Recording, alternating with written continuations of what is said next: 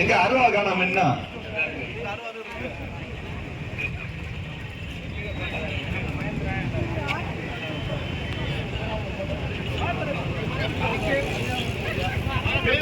உட்காருங்க, அப்படியே உட்காருங்க, யாராவது உட்காருங்க, கீழே உட்காருங்க, கீழே உட்காருங்க, ஆட்டை பிடிச்சி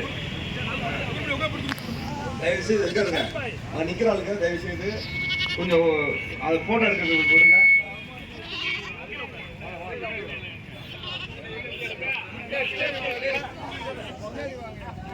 அரைவேக்காடு ஆட்டுக்கார அண்ணாமலையை கண்டித்து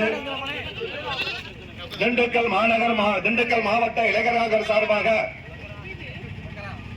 கண்டன ஆர்ப்பாட்டத்திற்கு தலைமை பொறுப்பு ஏற்றிருக்கின்ற அருமைக்குரிய தம்பி முகமது அலியார் அவர்களே, முன்னிலை பொறுப்பேற்றிருக்கின்ற அருமைக்குரிய தம்பி திரு சகாயம் அவர்களே, திரு கவர்நாத் அவர்களே மற்றும் இளைஞர்களுடைய தம்பிமார்களே,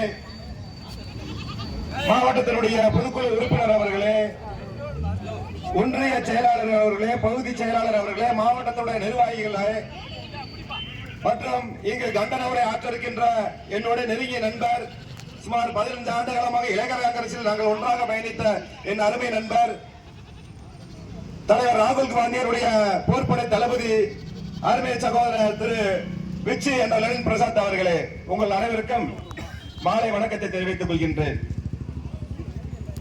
இந்த மாநகட்ட அரைவேக்காடு அண்ணாமலை அவர்கள் எங்களுடைய தலைவரை பார்த்து ரவுடி என்று கூறுகிறார். யார் ரவுடி? யார் ரவுடி? நீ அண்ணாமலை ஐபிஎஸ் படிச்சுட்டா வந்திருக்கியா இல்ல யூபிஎஸ் எக்ஸாம் எப்படி ஆர்எஸ் சித்தாந்தம் படி நீ போலியாக ஐபிஎஸ் அதிகாரி ஆணையா? நாங்கள் தான் எங்கள்கிட்ட தான் இருக்காங்க. சசிகாந்த் செந்தில் ஐஏஎஸ் எவ்வளவு ஒரு கண்ணியமா பேசுறாரு. இன்னைக்கு அவர் எங்களுக்கு நேற்று உனக்கு பதிலடி கொடுத்திருக்காரு. யாருடா ரவுடி?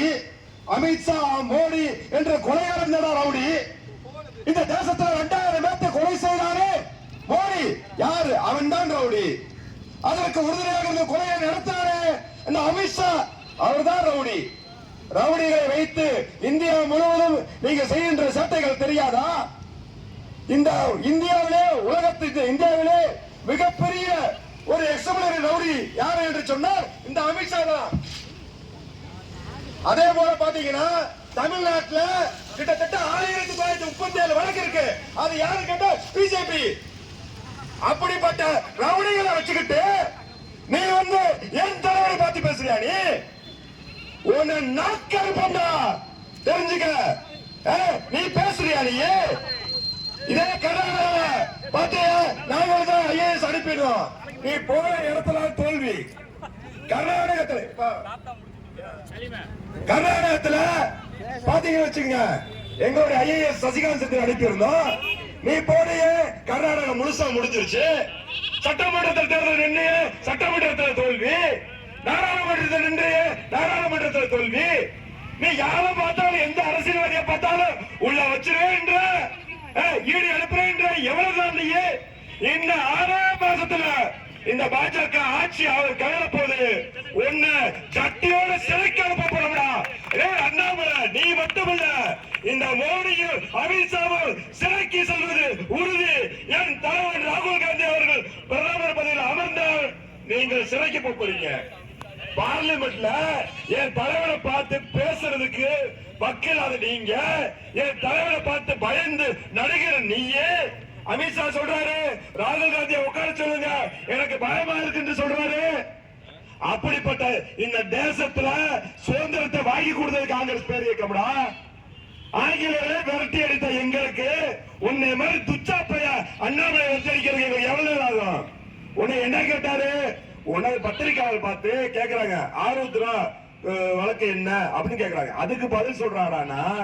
அப்படி இருந்து கேட்டா செல்வப்படுத்த ரவுடின்றாய். உன் கட்சியே ரவுடியை வச்சுக்கிட்டு கட்சி நடத்திக்கிட்டு நீ யாரை பத்திரா நீ சொல்ற? அருமைக்குரிய நண்பர்களே, நாங்கள் நிறைய பேச வேண்டும். பாஜக என்று சொன்னால் இங்க இருக்க பாருங்க, கேசரி விநாயகம் நேற்று திருச்சி சிவா பையன் சூர்யா சொல்றாரு, ஒரு கேந்திர வித்யாலய சீட்டு வாங்கினா கூட கேசரி விநாயகத்தை பார்த்துட்டு தான் சீட்டு வாங்கணுமா? அப்படி ஒரு கேவலம் கட்ட கமாலயம் இல்ல, காமாலயமா நடந்துகிட்டு இருக்கு. காம லீலைகள் நடக்கின்ற கட்சியாளர்களா வச்சுக்கிட்டு நீங்க பேசுறீங்களா? காங்கிரஸ் பத்தி பேசுறீங்களா? காங்கிரஸ் கட்சி தான் இந்த நாட்டுக்கு சுதந்திரத்தை வாங்கி கொடுத்திருக்கு. எல்லா கட்சியிலுமே தலைவர்கள் உயிர் கொடுத்தது இல்ல. ஆனா என் கட்சி மட்டும்தான், காங்கிரஸ் தான் தலைவர்களை பலி கொடுத்து தொண்டர்களையும் இந்தியாவையும் காப்பாற்று என்று சொன்னால் அது எங்களுடைய காங்கிரஸ் பேர் இயக்கம். அப்படிப்பட்ட நாங்க இயக்கத்துல வந்த எங்களை பார்த்து நீங்க கேட்க புண்ணாக்கு பயணிங்க.